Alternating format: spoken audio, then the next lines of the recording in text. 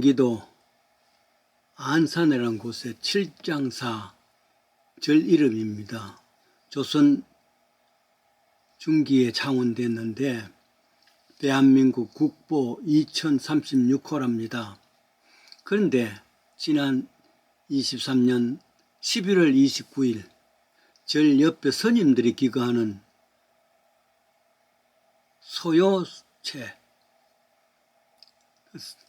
그 몽땅 불타버렸습니다.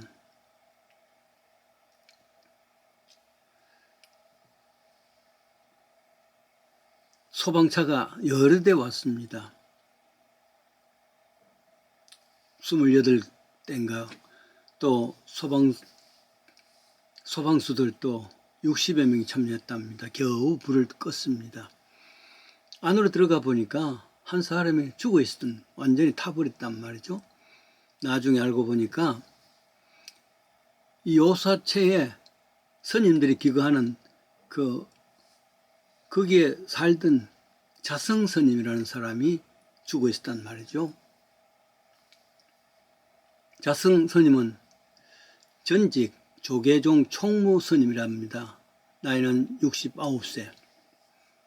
총무라면은 기독교에서 말하면은 한 교단의 총회장이라 그런 뜻입니다. 총무 스님이 자성 스님이 직접 휘발유를 사갖고 와서 자신을 불태워버리고 그 바람에 요사체 스님들이 계시던 그 룸도 완전히 타버렸단 말이죠. 종종 스님들이 죽을 때 자신을 다른 일을 위해서 공양하면서 죽는 사람이 많이 있었답니다. 가령 강물에 가서 스스로 몸을 던진답니다. 마지막으로 물속의 고기들이 나를 뜯어먹으라 공양하는 것이죠. 그래서 죽은 사람도 있답니다. 어떤 사람은 아주 깊은 산속에 들어간답니다. 거기서 죽습니다. 그러면 짐승들이 왔다 갔다 하다가 뜯어먹는단 말이죠. 이걸 짐승들을 위한 마지막 공양이라 그렇게 부릅니다. 그런데 이런 건 달리 전적으로 부처님에게 자기를 공양하는 뜻에서 자신을 불태우는 일도 있답니다. 일컬어 소신공양이라 그럽니다. 아무도 보통 사람은 따라갈 수 없는 그런 불심이죠. 그런데 그래서 소신공양을 위해서 이 자성 스님이 자기 몸을 불태웠단 말이죠. 근데 내 생각에는 아무래도 허망한 자살뿐이다. 자기를 자살한 것에 대해서 그런 죽음을 위해서 수많은 사람들이 조문 왔습니다. 심지어 대통령께서 직접 참여했다 그러잖아요. 만약에 부처님이 계신다면은 그건 아닌데 하실 것 같단 말이죠. 자살에 불과하단 말이죠.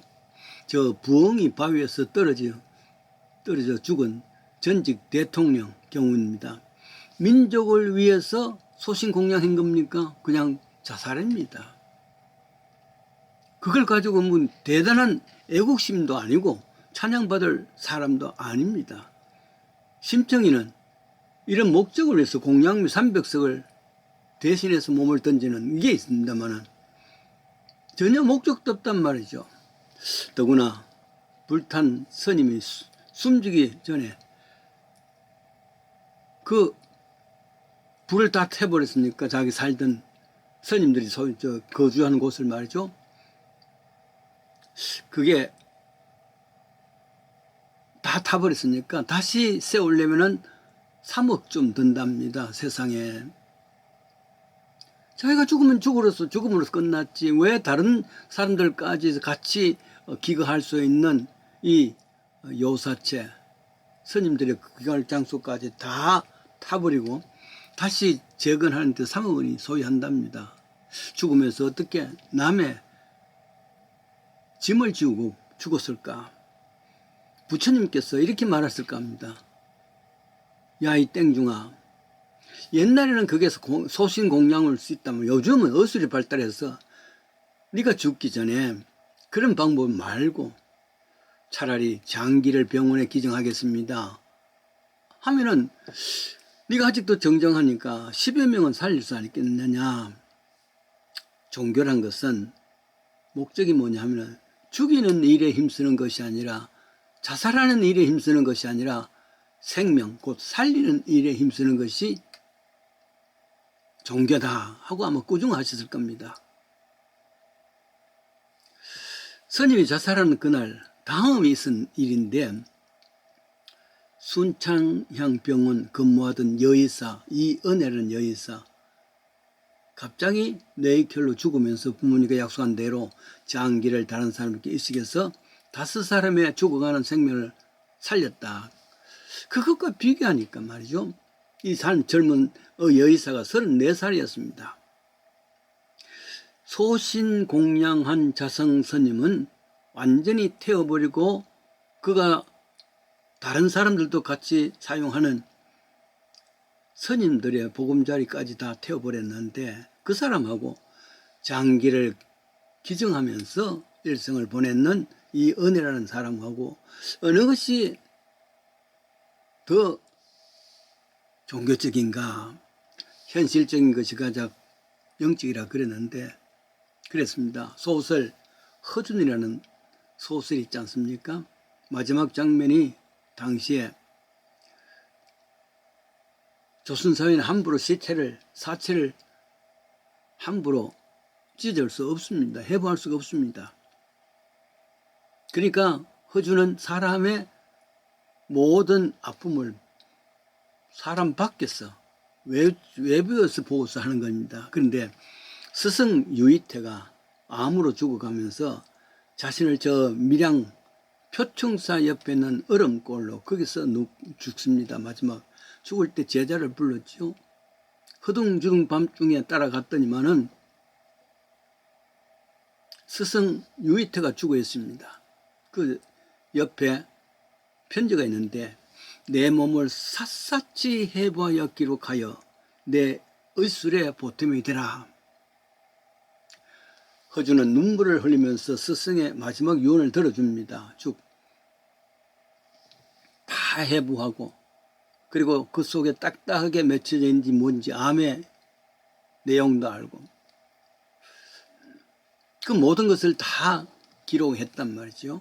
동의보감이 그런 데서 나왔습니다.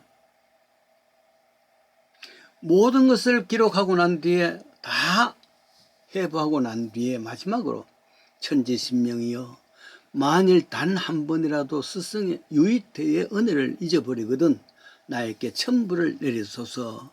그 장면 참 잊을 수가 없습니다. 23년도 성탄절도 한 주로 다가왔습니다.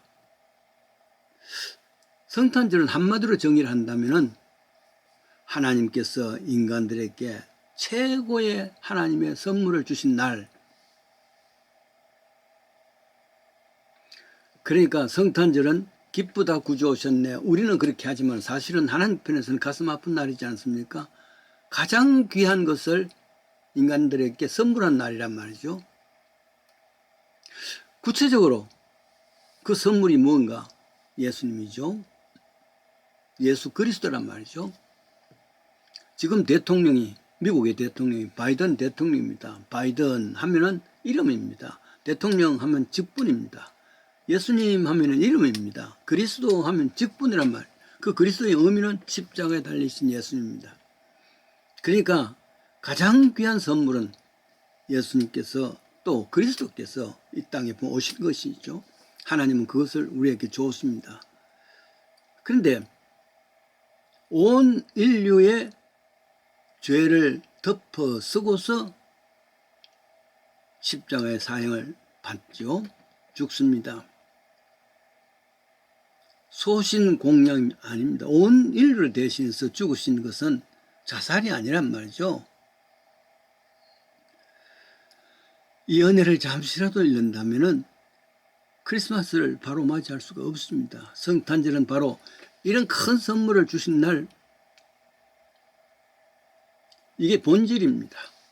세상 사람들은 크리스마스 날 선물을 서로 나눠주고 카드도 나누고, 그리고 크리스마스 추리를 만들고 파티를 하고 포인setti아로 장식을 하고, 이건 비본질이란 말이죠.